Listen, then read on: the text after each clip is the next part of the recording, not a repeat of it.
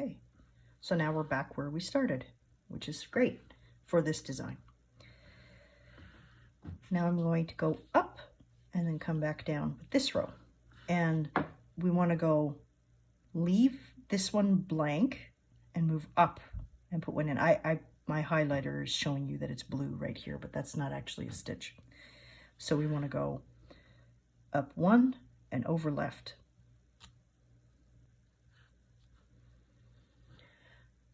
Now I'm going to jump across, leave one row blank, and do the exact same thing that I just did, but over here.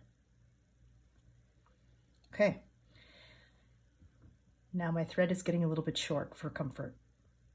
That's not a problem. I am going to cut a new piece.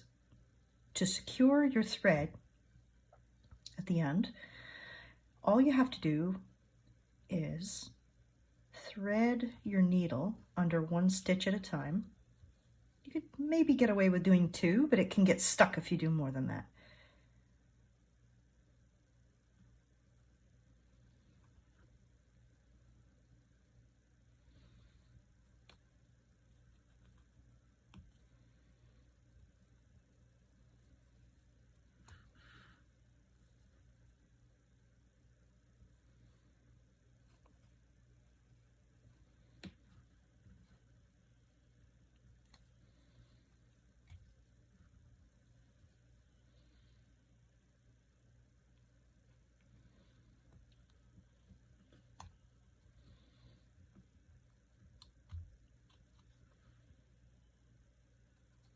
You probably only need to go under 3 or 4 stitches. More than that is kind of maybe overkill.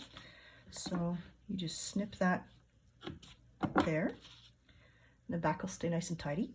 And don't throw away this little length, because that will become your hanging string. You can choose from all the colors that you have at the end of your project and choose one that you like, contrasting or matching, and you would just thread that through there and tie a little knot. I don't recommend that you do that right away, because having a dangling thread while you're trying to do this can actually cause some headache. So I just keep mine over here in a little pile and then choose when I'm done. Okay, so you see how to start a thread and how to finish one. You basically understand the pattern that you're doing and how you're going around and doing that.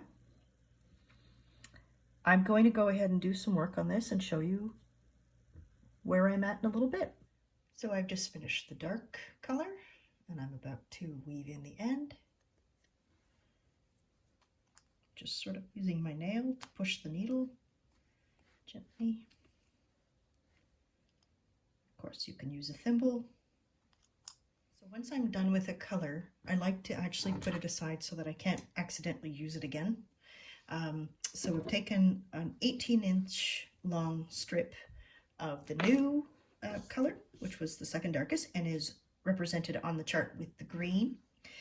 Now, I know that I needed 2 lengths of approximately 18 inches in order to do this, so you might be tempted to cut a 36-inch length.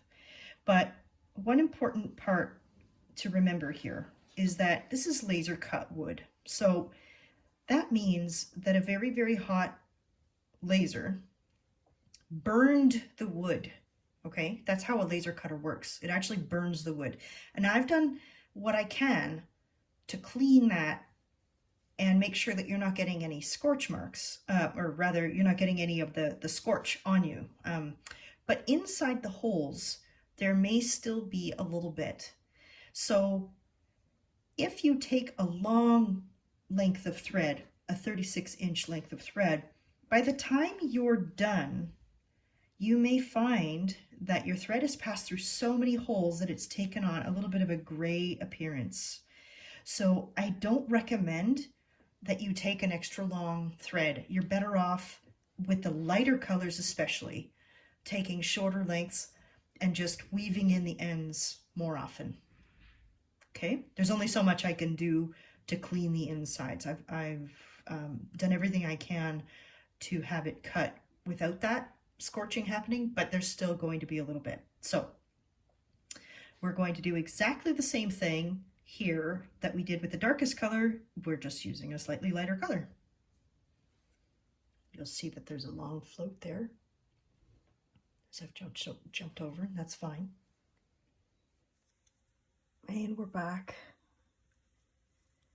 with the very last color, and that is the colors that are shown here in white, in yellow highlighter, and it's sort of an off-white, cool off-white color.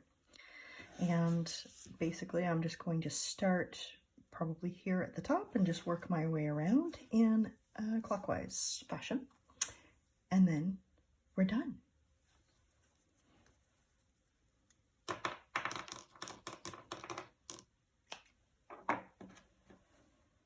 When you're working on an ornament that has stitches that are sparsely located, and you're a little bit concerned that you want to make sure you've got enough opportunities to tack down the thread in the back. Like right now, I only have 1, 2, 3, 4, 5, 6, 7, 8, 9 stitches to do with this last little length. You can actually start by tacking it down in 1 or 2 spots here in the back. So in the same way that you fasten down the tail end, you can pass your needle through an existing stitch back here, and then I would still leave a tail, and when I do these stitches over here, I'll tack that down some more. So that will just help to keep it in place.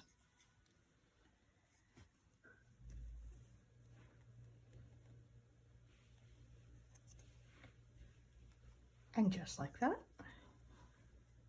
we're done.